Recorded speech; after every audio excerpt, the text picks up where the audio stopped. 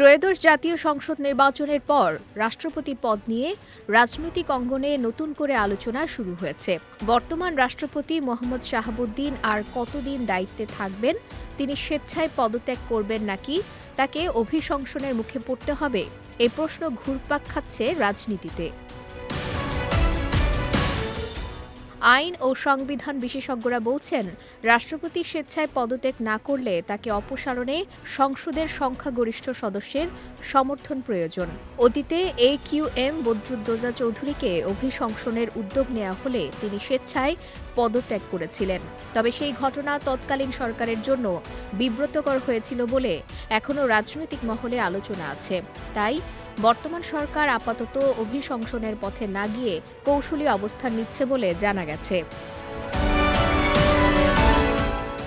সরকারি সূত্র বলছে, জাতীয় রাজনীতি ও আন্তর্জাতিক পরিস্থিতি বিবেচনায় নিয়েই এই বিষয়ে সময় নিচ্ছে সরকার। সংসদের বিরোধী দলগুলোর চাপ থাকলেও বিষয়টি নিয়ে তাৎক্ষণিক সিদ্ধান্তে যেতে চায় না ক্ষমতাসীনরা। পাশাপাশি নতুন রাষ্ট্রপতি নিয়োগের সময়কাল নিয়েও রাজনৈতিক হিসাব নিকাশ চলছে।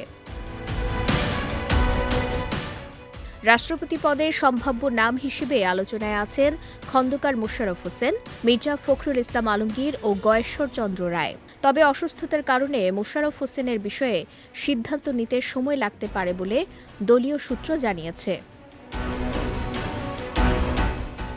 রাজনৈতিক বিশ্লেষকদের মতে, প্রধানমন্ত্রী তারেক রহমান স্পিকার ও ডেপুটি স্পিকার নির্বাচনে যেমন চমক দেখিয়েছেন, রাষ্ট্রপতি পদেও তেমন কোনো অপ্রত্যাশিত সিদ্ধান্ত আসতে পারে। ফলে শেষ পর্যন্ত কে হচ্ছেন দেশের পরবর্তী রাষ্ট্রপতি, তা নিয়ে রাজনৈতিক অঙ্গনে জল্পনা আরও বাড়ছে।